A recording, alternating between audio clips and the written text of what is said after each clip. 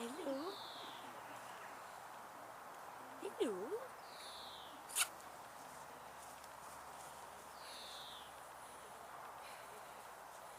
Hello.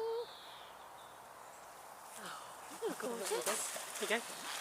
Oh, here they are. Hello. Did you watch some Game 7? No. They were hard for me to see them head. They look Pelicans like are they're my hungry. favourite. Oh, really? Yeah. We've just run all the way from the main gate to get here. Did you? Yeah.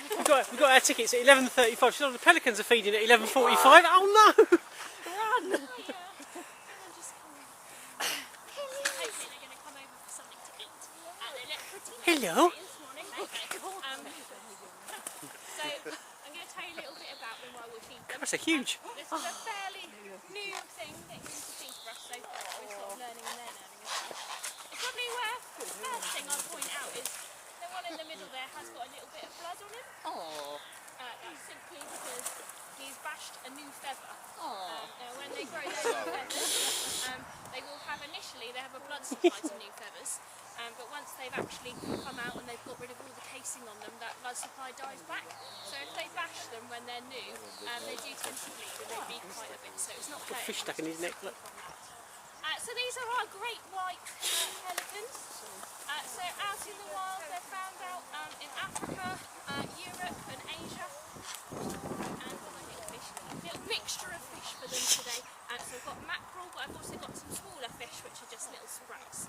So really similar to what they're going to be feeding in the wild. They obviously can take pretty large fish, things like mullet and carp as well. So they tend to live on nice warm shallow waters.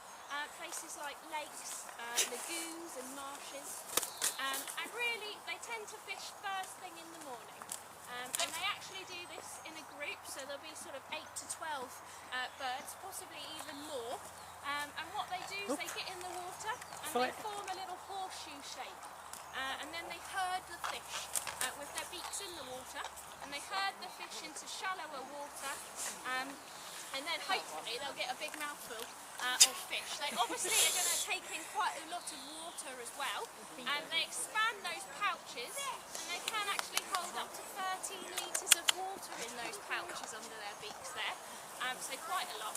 So they need to get rid of all that water, so what they do is they lift their heads up out of the water and they actually contract the pouch, so they make it smaller, and that pushes out all the water but it keeps all the fish inside. And then to swallow the fish, they always sort of tilt their head down vertically and swallow it down. So if you watch, they do that sometimes. Yeah, so these are mackerel, and they've also got a few sprouts. It's run off with it, look. Well. So their pouch is Ran the wrong probably way. their most distinctive feature, and it's controlled really by their tongue actually. Went So down tail they make first, it that one. bigger and smaller by using their tongue. It was also used to actually help them cool down, so if it was a hot day it exposes more skin, and that's sort of then able to evaporate any extra heat, so it's quite useful really. They're very sociable birds. They do live in really large colonies, living, feeding and breeding together. Getting the ump They now. also fly. Yeah, the herons are just sort of stealing the show a little bit, aren't they? Still that pelican's fish. Yeah, the wild Christ.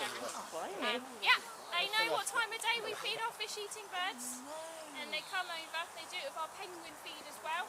They're particularly hungry at the moment because they have got chicks themselves, so they're busy rearing. Chicks already? Oh yeah, I mean last week we had some fledge actually, so yeah, it seems a little bit early. Oh, but yeah, so he's back. it's been a bit of a strange weather, hasn't it? Because it did warm up a bit and then it got cold again. So a lot of the birds have been caught out a little bit. So yeah, when it comes to flying, they're actually pretty good at flying. Although they look pretty clumsy on the land, they're really good at flying. Once they actually get up there anyway, they're pretty clumsy at taking off. And they'll fly in a formation, so they fly all together and they do a bit of follow my leader, if you like. So they copy what the leader is doing.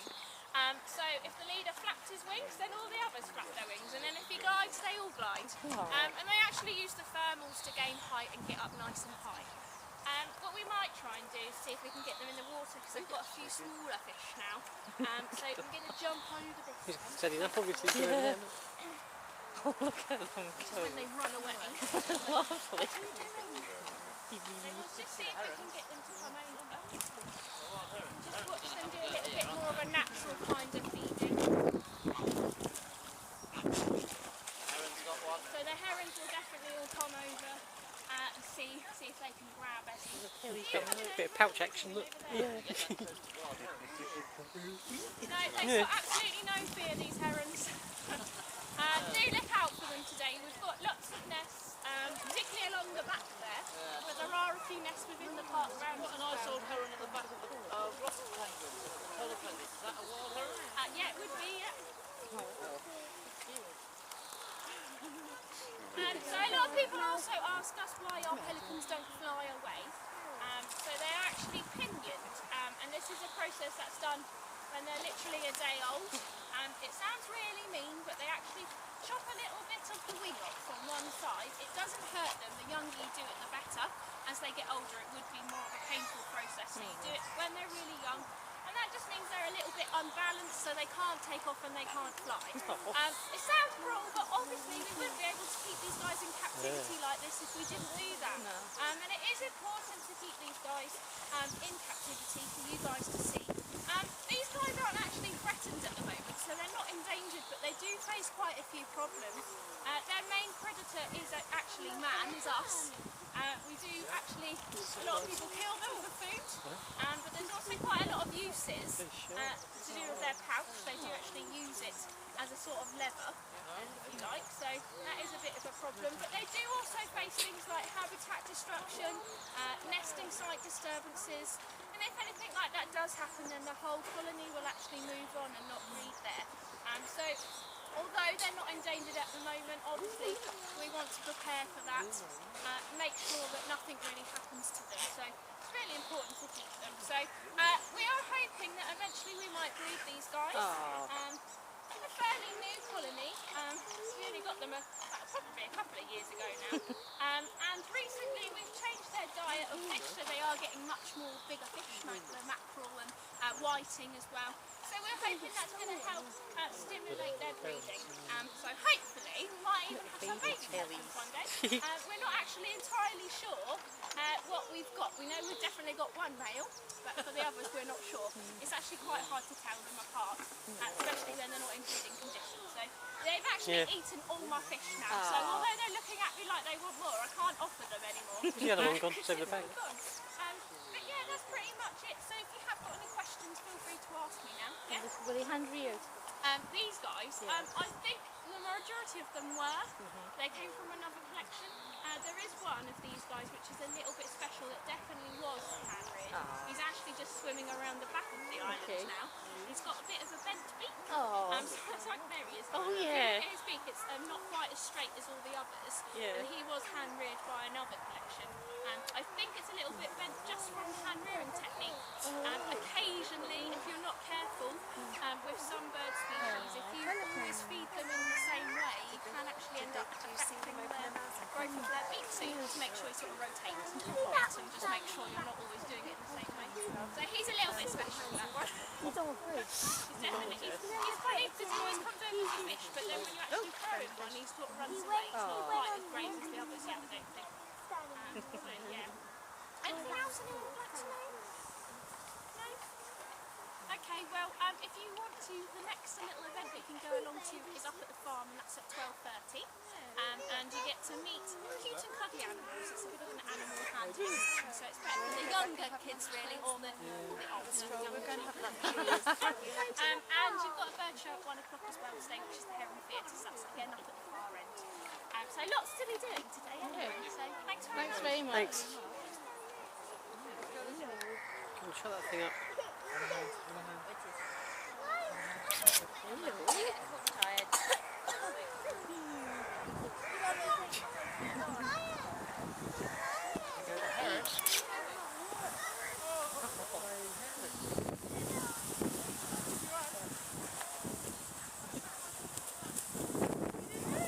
Oh, it's in the pouch.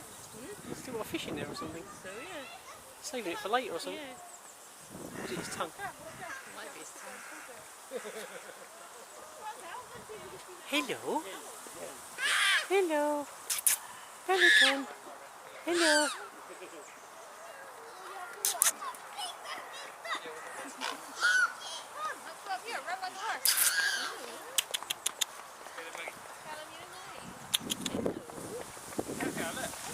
Hello. Hello. Drying your wings off.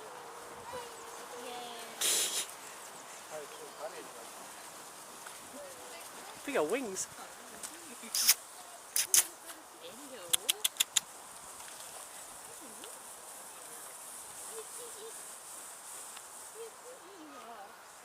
He's got that. It must be their tongue or something. He's got it as well.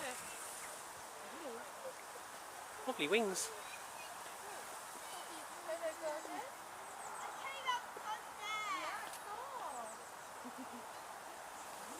Oh yeah, they clip the wing end off.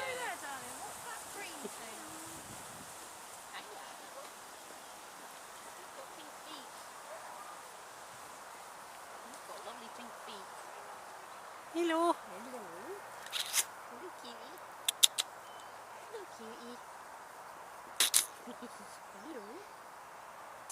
Cutie.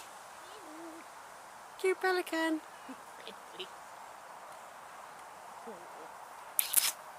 Oh.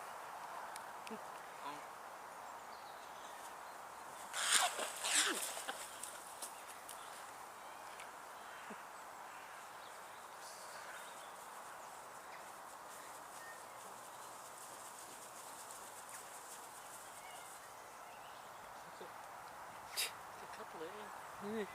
Get a boot around the head if you did.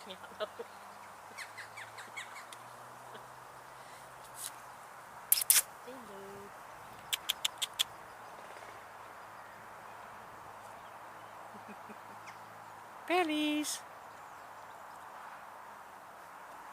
Pelicans.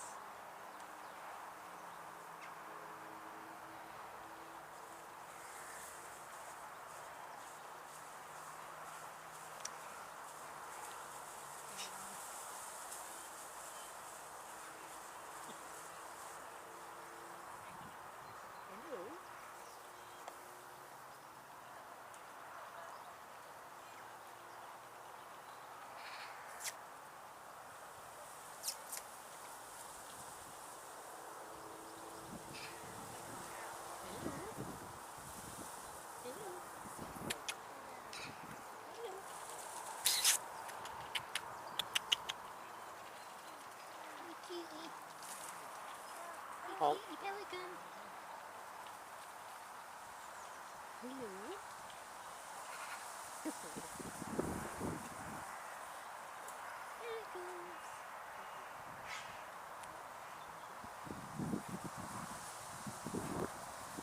Belly, belly.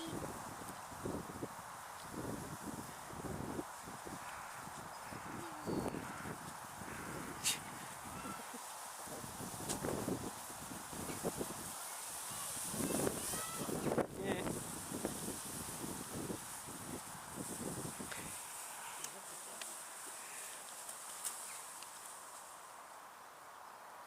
Gorgeous. Hey, cutie. Oh, there's another one coming now. Hello. Hello, pelicans. Hello. Hello. Hello, cutie. Can't quite get his pink breeding colours. Yeah, he's got the right tip cut off, look, rather than the left.